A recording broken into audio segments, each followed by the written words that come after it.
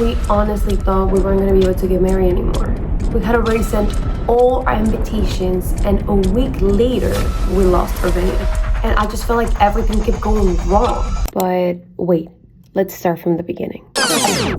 Hey guys, my name is Tiffany Cities and welcome back to my channel.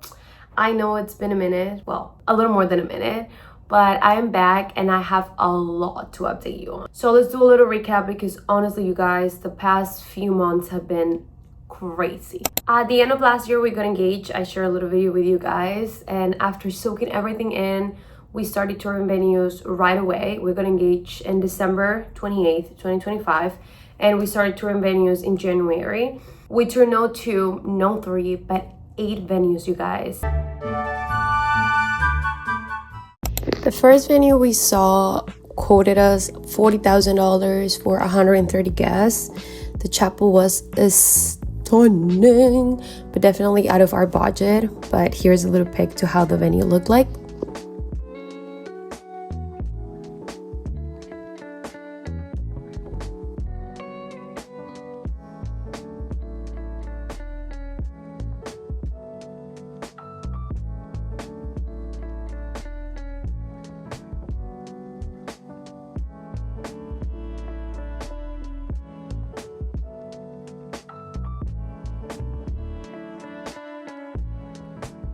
This place was 2 hours away from us. This place is actually a winery and it has a hotel right in front of the venue.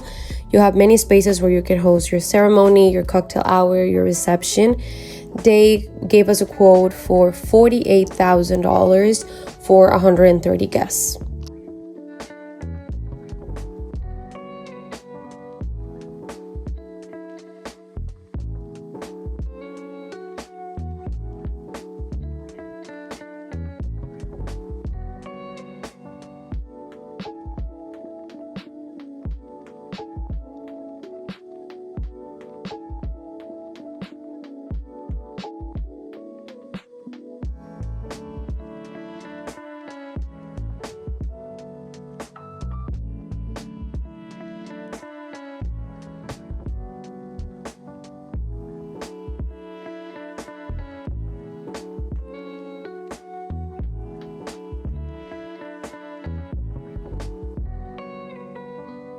Third place was a church. They quoted us $10,000 for the reception place. They have a chapel in there too that you can rent apart from that.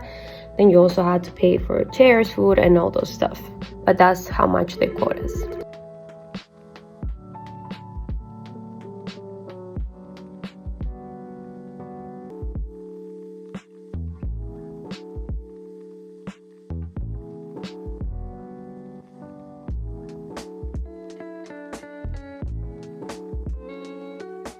The next place was in PA. That was a 4-hour drive for us.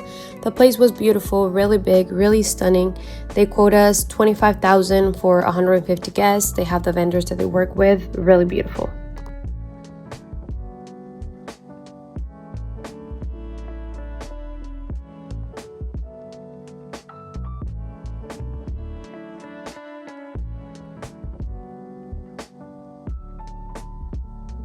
Venue number 5 was also in PA.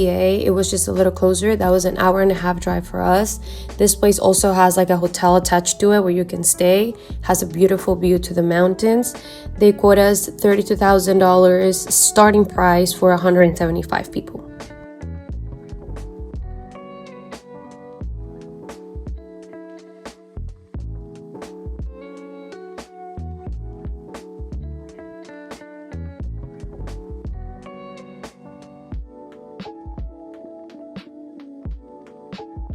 Then we went to this place in Jersey. That was just a 30-minute drive. They quoted us $18,000 for 150 guests. The only thing, this was a little small for the amount of guests that we were having.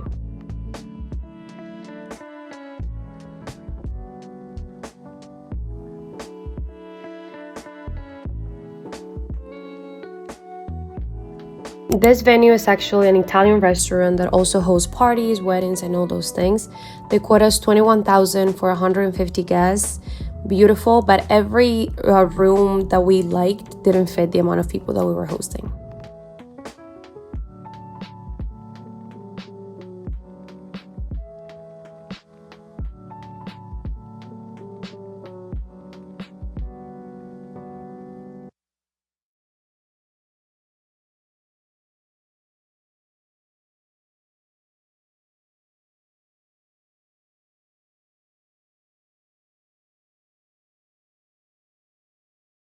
And this has been one of the coldest winters that New Jersey has seen in years. So every time we went to a venue, it was covered full of snow. We're just like walking over snow, trying to picture how everything will look like. But it was definitely a super fun experience, but also was really terrifying. And it was terrifying because the prices every single time gave me a heart attack. I don't understand, and I don't think I will understand why they're so expensive. But we had fun looking at everything, picturing how our wedding will look in every single place, and finding the one for us. At one point, we were so shocked by how expensive everything was that we literally thought that we weren't going to be able to get married anymore on 2026. But then in February, we found a venue. Well, actually, my fiance found a venue, and we went, we toured, we liked it, we booked it. Mind you, the venue is like a big field, so everything was just covered with snow. We still were like, I can see it, I can see the vision, I think it's gonna look really nice. So we booked it and we sent the deposit. We were so excited, but we decided to wait till the end of March to send all our invitations. We decided to do digital invites. I'll do a little more in-depth video of our invitations, but we sent them all out by the end of March. And everything seemed to be falling into place. Like everything was perfect. We had the venue, we sent all the invitations. Everything was great until it wasn't. At the beginning of April, we went back to the place so we can see it without the snow, and we can picture how we wanted it to look like, how we wanted to decorate, what is the decoration that we needed, and all those things. And let's just say that it wasn't what we had imagined without all the snow. It just wasn't the right fit for us anymore, and we made the hard decision to cancel our venue. You guys, when I tell you that making a decision was one of the most terrifying decisions I made. And this meant that suddenly we had more than 100 guests, a wedding date, but nowhere to actually have the wedding happen. And of course, that also meant that we lost our deposit, which painful. And let me tell you, my levels of stress at that point were just out of the roof. I was making short form content for my TikTok and my Instagram about like the whole process of touring the venues and all those things. But I feel like after we lost our venue, I just couldn't record anything. Like my mind was set into what are we going to do now? But thankfully, God was in control and he just opened every door. On my list of venues for us to visit, I had one specifically that we ended up not going. I don't even know why. It just got lost in all the list of venues that I had. And the stress that I was and like being so desperate for find something, I went back to my list and I saw it. It was literally like marked highlight. So we ended up going and it was beautiful. So we booked that place for our reception. We were like, I don't even know why we didn't come here like before and all those things. But you know what? God knows why. And timing was just perfect because as soon as we went to see it, we fell in love and we booked it. But then the hunt for finding a church chapel to host our reception started, which was a whole other level of stress because there were so many beautiful churches. I wanted like a chapel Catholic church vibe, but we aren't Catholic people. We are Christians. So every Catholic church that I thought was beautiful and was given that European vibe demanded a few requirements for us to be able to get married there, which one of them was being a member of their church and practicing the same faith, which we don't. Those were already out of the list for us.